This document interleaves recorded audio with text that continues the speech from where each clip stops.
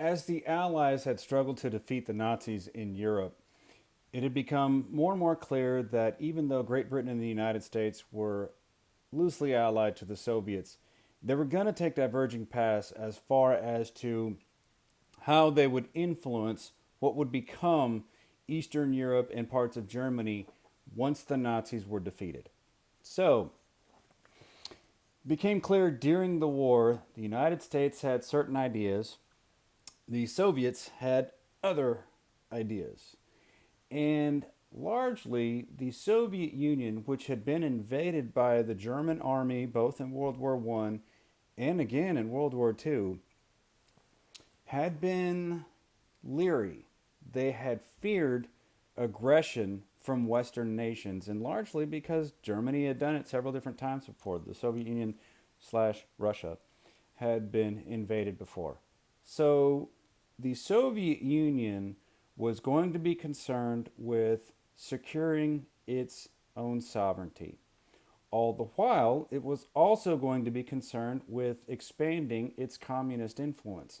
After all, the Russian Revolution established the Red government, the Bolsheviks, eventually leading their way into the Stalin era, and the communist influence of economic expansion.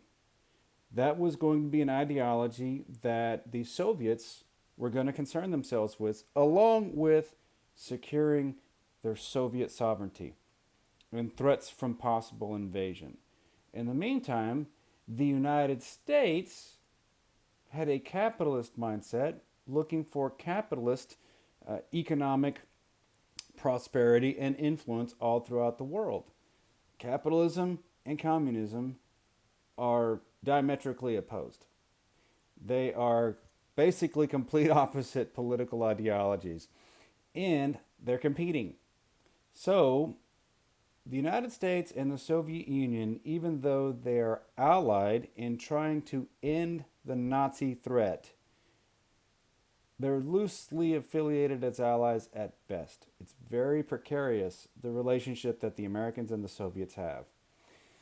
And in 1943, in Casablanca, in modern day Morocco, uh, Franklin Roosevelt and Winston Churchill, the Prime Minister of Great Britain, met with Joseph Stalin. And one of the fears that Stalin had, again, was an invasion of the Soviet mainland. Joseph Stalin, as I mentioned in the last chapter, had been adamant that the Allies engage in a Central European conflict so as to distract the Nazi army and keep them from focusing a lot of their efforts against the Soviets in Eastern Europe.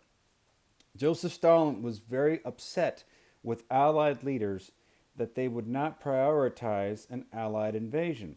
The Allies at that time had deemed North Africa as being their first point of reference. Drive the Nazi army out of North Africa, keeping them from gaining access to the Suez Canal, therefore the Red Sea and the Indian Ocean. And so Joseph Stalin had already been angry and upset about that. And that stemmed from the ideology around their meeting in Casablanca. And then, of course, almost a year later, in November of 1943, the Allied leaders, Stalin, FDR, and Churchill, met in Tehran, the capital of Iran. And there they were going to talk about various different things, but towards the end of 1943, the Nazi army effort in the Soviet Union had largely stalled. And so many of the biggest concerns that Joseph Stalin had about an invasion of mainland Soviet Union was reasonably thwarted. He was reasonably fine with how things were going with the Soviet effort against the Nazis. So it kind of gave the idea that the Soviet Union really didn't need to depend quite as much on their British and American allies. And they began more of a westward push throughout Eastern Europe, pushing the Nazi army back towards Germany and away from the Soviet Union. So hold that thought.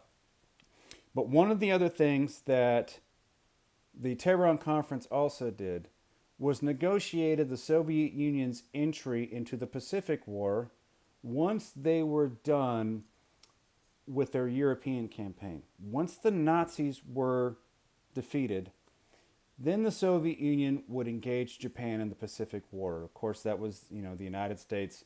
That was our Pacific theater that we were largely engaged upon. So part of the Tehran Conference, the Soviet Union would engage in the Pacific War effort once the European theater was settled.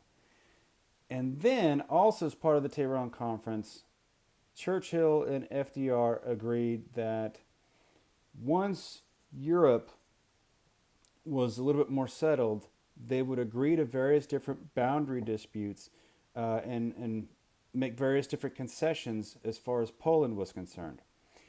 The United States and Great Britain wanted to set up their exiled Polish pro-capitalist government, which had been located in London for the better part of the war, back in Poland once the war was over. Stalin wanted to set up pro-communist Polish government representatives that had been housed in the Soviet Union during the war. So now you're going to have some heads that will butt once the war ends. Ultimately, though, the Tehran Conference was designed to negotiate the Soviet Union's entry into the Pacific War and then discuss Poland's leadership from that point on. Otherwise, though, during the war itself, you're starting to see how the Allies are going to come to ideological blows from a differentiation standpoint.